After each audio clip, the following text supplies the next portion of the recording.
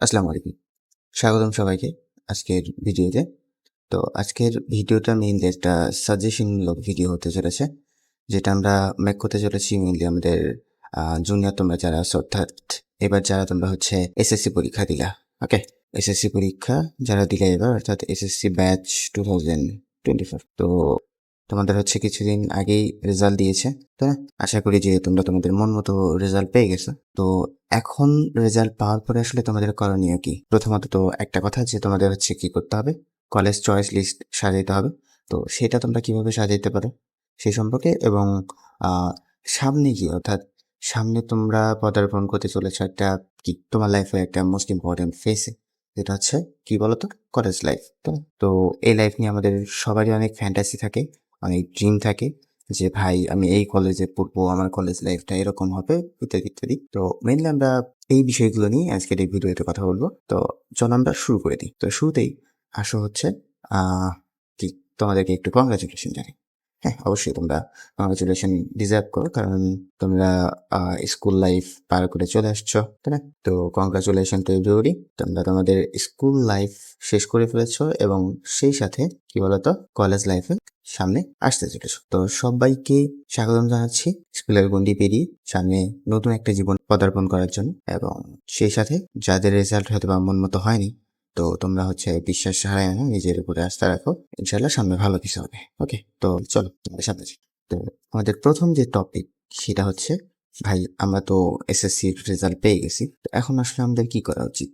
তো বলো তো এখন তোমরা কি করবা? এখন তোমাদের প্রথম কাজ হচ্ছে কি, কলেজ চয়েস লিস্ট সাজানো। কলেজ চয়েস লিস্ট সাজানো, তাই না? কারণ তোমার পরীক্ষার রেজাল্ট তো দিয়ে দিচ্ছে, তুমি একটা মার্ক পেয়ে গেছো, সেটা হয়তো বা তোমার অনেকের মন মতো হয়েছে, আবার অনেকের মন মতো হয়নি, কিন্তু তুমি তো ভাই বড় হওয়ার স্বপ্ন দেখতেছো, তুমি শিক্ষিত হইতে চাও, তুমি তোমার স্বপ্ন পূরণ করতে চাও, তাই না?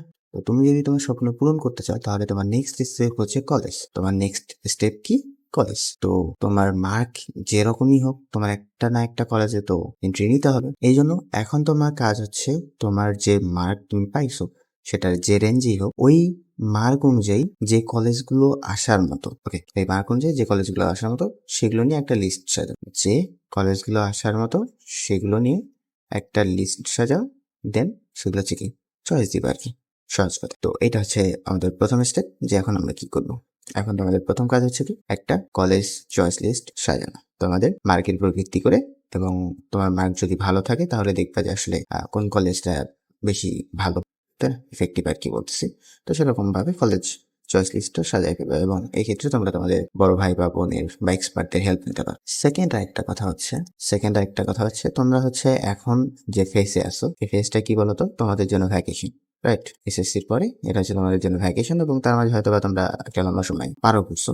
তো এখন এই ভ্যাকেশন কাটানোর পাশাপাশি তোমাদের আসলে আরেকটা কাজ শুরু করে দেওয়া দরকার। সেটা হচ্ছে তোমরা চাইলে কলেজের কি বলে এটাকে বলতো, একাডেমিক পড়াশোনা শুরু করতে পারো। ওকে, পড়া শুরু করে, এটা আমি ম্যান্ডেটরি বলতেছি না, তুমি হয়তো বা নাও শুরু করতে পারো, এটা আসলে তোমার উপর ডিপেন্ড করে। বাট তুমি যদি এগিয়ে থাকতে চাও, তুমি যদি রেসে এগিয়ে থাকতে চাও, তাহলে আমার মতে এটা তোমার এখন শুরু করা উচিত। তো আমার যতদূর মনে পড়ে, আমি হচ্ছে এসএসসি পরীক্ষার পরে মেবি এসএসসি পরীক্ষার 1 মাস অথবা 1.5 মাস পরে আমি হচ্ছে হ্যামাথ ফার্স্ট পার্ট বইটা কিনছিলাম, এবং আমি হচ্ছে ইউটিউব থেকে ম্যাট্রিক্স অনিন্যাক এই অধ্যায়টা শেষ দিয়েছিলাম। দেন হচ্ছে আমার সরলরেখা তো এসএসসিতে খুব ভালোভাবে পড়া ছিল, তো সরলরেখার মানে ওই পড়াগুলো রিলেট করে দেখা গেছে যে আমি সরলরেখার অর্ধেক পর্যন্ত শেষ দিয়ে দিয়েছি। অবশ্য সময় বেশি লাগছে, কারণ নতুন পড়া করতে অবশ্যই সময় লাগে। তো আমার হচ্ছে অ্যারাউন্ড 3 থেকে 3.5 মাসের মতো লাগছে এই কভার করতে ম্যাট্রিক্স অনিন্যাক, এবং সেই সাথে হচ্ছে সরলরেখা। তো তোমরা চাইলে শুরু করতে পারো কলেজের পড়া, অথবা আরেকটা কাজ করতে পারো, সেটা হচ্ছে এই সময়টাতে তুমি কোনো একটা স্কিল ডেভেলপ করতে পারো। তো স্কিল শব্দটার সাথে হয়তোবা তোমরা অতটা পরিচিত না, আবার হয়তোবা অনেকেই পরিচিত।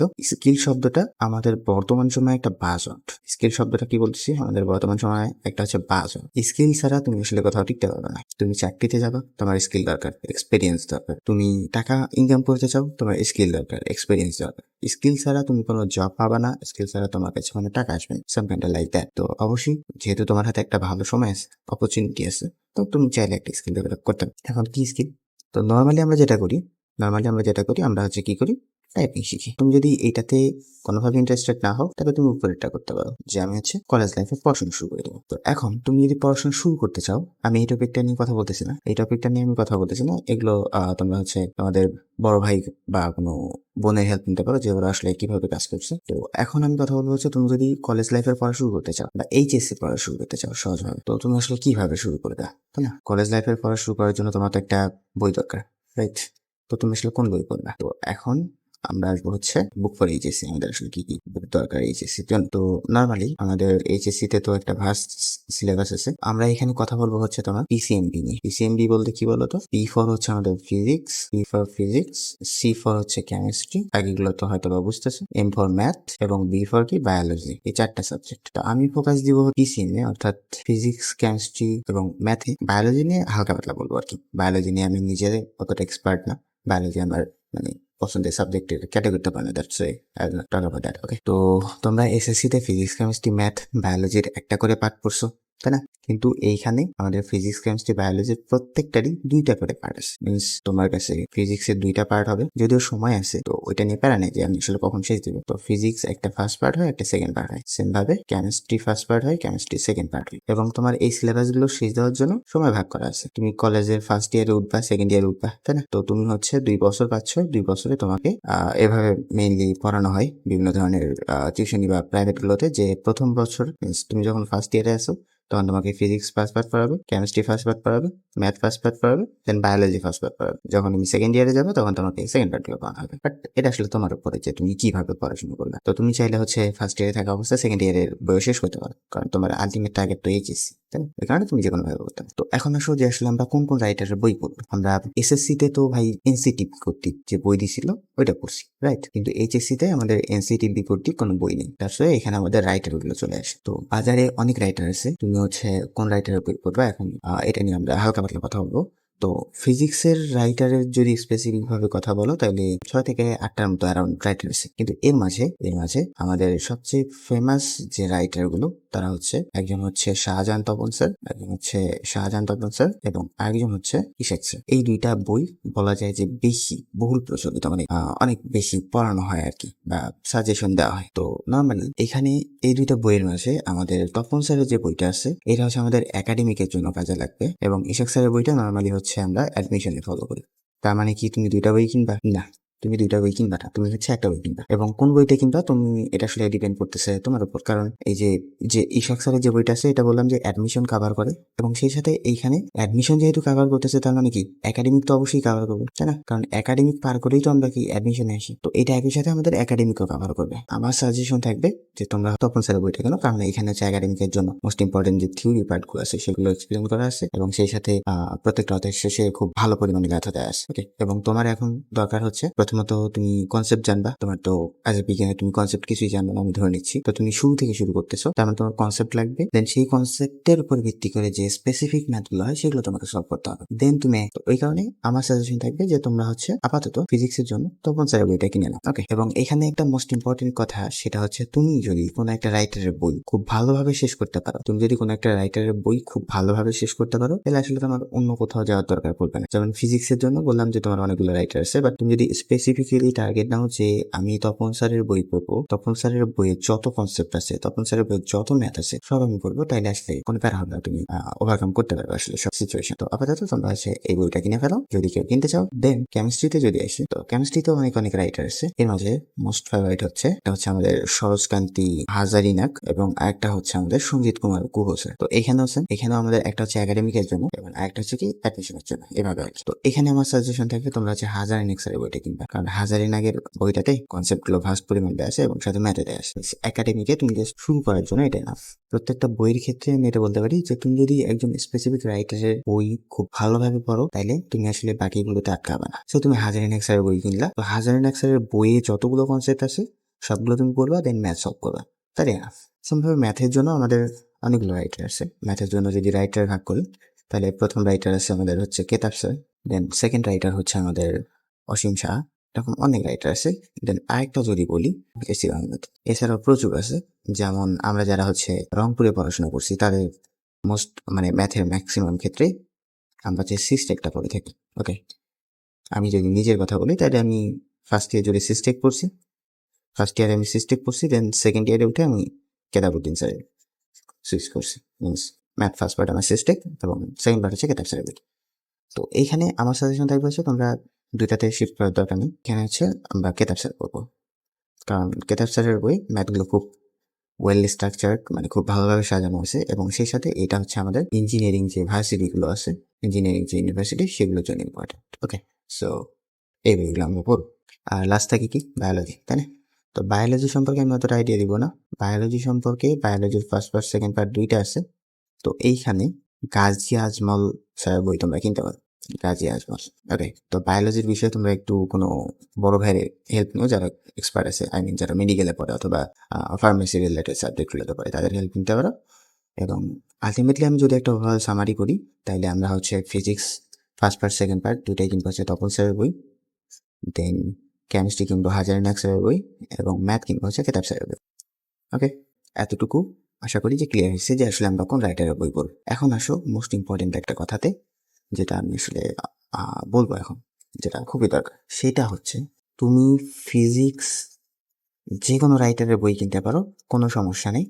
তুমি হচ্ছে ফিজিক্স তপন স্যারের বই কিনতে পারো, তুমি ফিজিক্স ইশাক স্যারের বই কিনতে পারো। সেমভাবে তুমি কেমিস্ট্রিও হাজারিনাগ স্যারের বই কিনতে পারো, অথবা গো স্যারের বই কিনতে পারো, অথবা ম্যাথ তুমি যে কোনো একটা কিনতে পারো। ওকে, এইটাতে কোনো সমস্যা নাই। তোমার এটা চয়েসের উপর ডিপেন্ড করে যে তুমি কোন রাইটারের বই পড়বে। ওকে, বাট এখন আমি যে বইগুলো বলতেছি, এগুলো তোমার কাছে ম্যান্ডেটরিলি থাকতেই হবে। ওকে, ম্যান্ডেটরিলি থাকতে হবে, মাস্ট। প্রথম, ফিজিক্সের জন্য অবশ্যই তোমার টেবিলে, অবশ্যই তোমার পড়ার টেবিলে যেন এই বইটা থাকে। এটা হচ্ছে গাণিতিক পদার্থবিজ্ঞান। তো এই যে একটু আগে আমি তোমাকে বললাম যে আমাদের ফিজিক্সের কথা যদি বলি, তাহলে 6 থেকে 8 জন স্পেসিফিক রাইটার আছে। তো এই রাইটারের ম্যাথ, মানে বইগুলোর শেষে দেখবে যে এক্সারসাইজে ম্যাথ আছে। তো ওই ম্যাথগুলোকে কম্বাইন করে হচ্ছে আমাদের গাণিতিক পদার্থবিজ্ঞান বইটা বানানো। তো এই বইটা অবশ্যই রাখবা।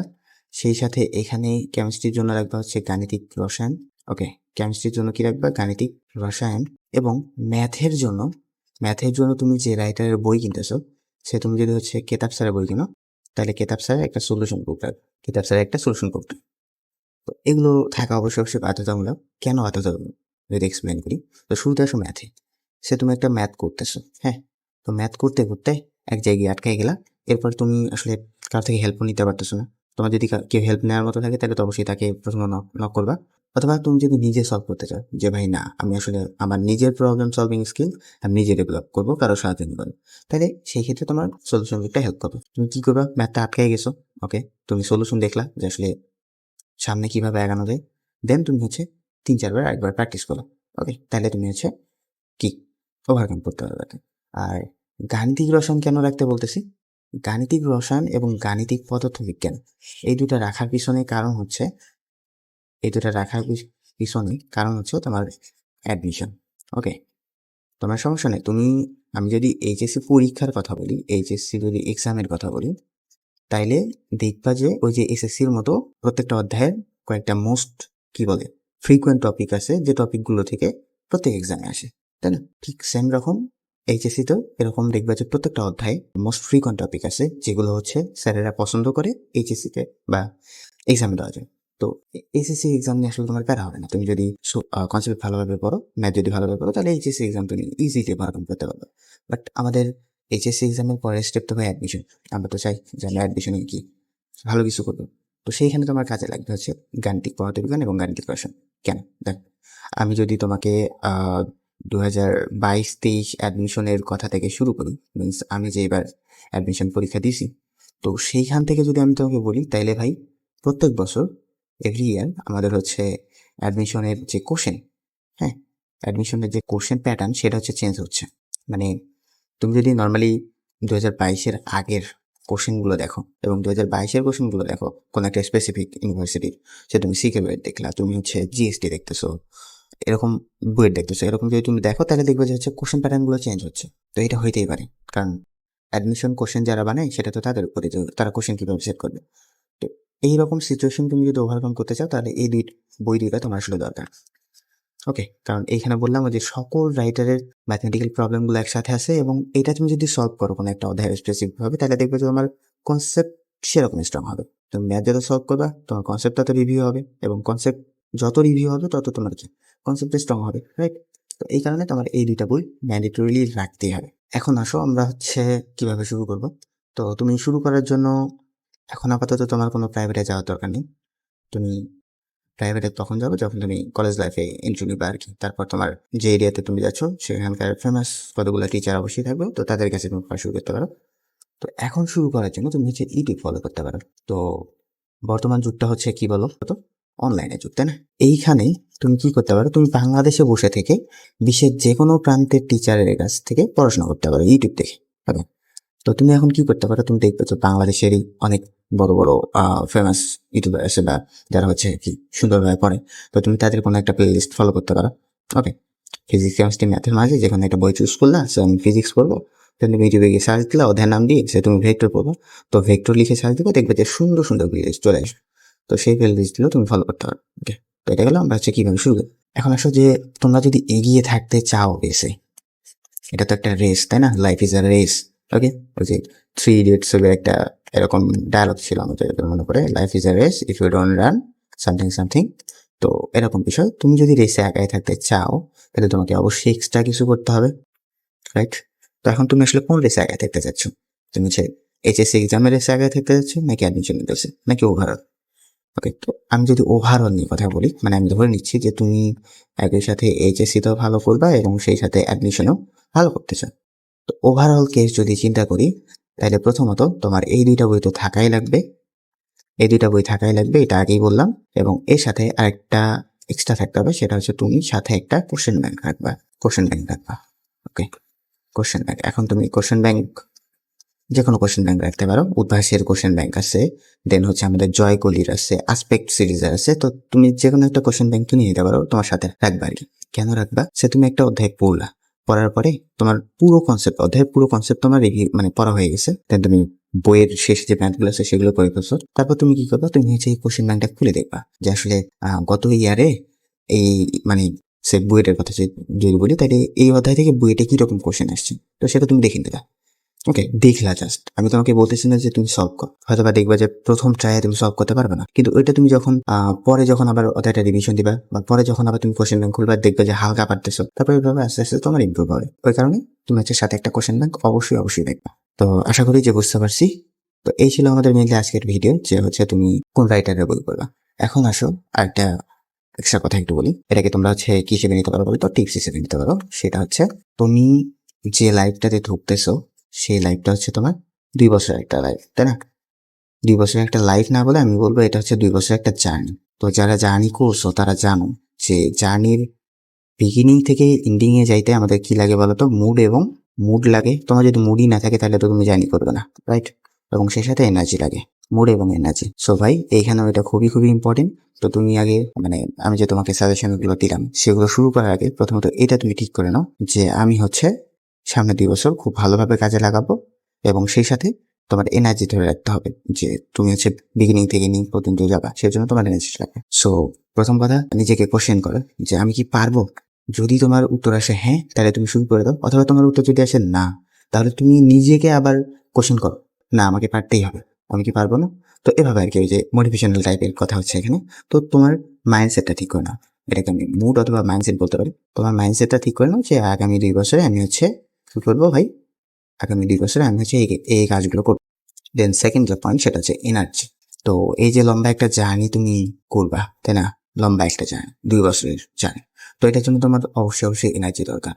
তো এনার্জি গুলোকে তুমি হচ্ছে ধরে রাখো। এবং এখানে একটা কথা হচ্ছে, কোনো বাজে কাজে তোমার এনার্জি গুলোকে লস্ট করো না। ওকে, বাজে কাজ বলতে কি বোঝাচ্ছি আমি, হয়তো বা এখন তোমরা অতটা ক্লিয়ার না হলেও একটু যখন বড় হবা, ওকে, তখন আস্তে আস্তে ক্লিয়ার হয়েছে। তো কোনো বাজে কাজে এনার্জি নষ্ট করো না, এবং সে সাথে কোনো বাজে কাজে সময় নষ্ট করো না, সময় নষ্ট করো না। কারণ এনার্জি এবং টাইম এই দুটা তোমার জন্য খুবই খুবই ইম্পর্টেন্ট। ওকে, তো আশা করছি যে আমার কথাগুলো হয়তো বা একটু হলেও বুঝতে পারছো।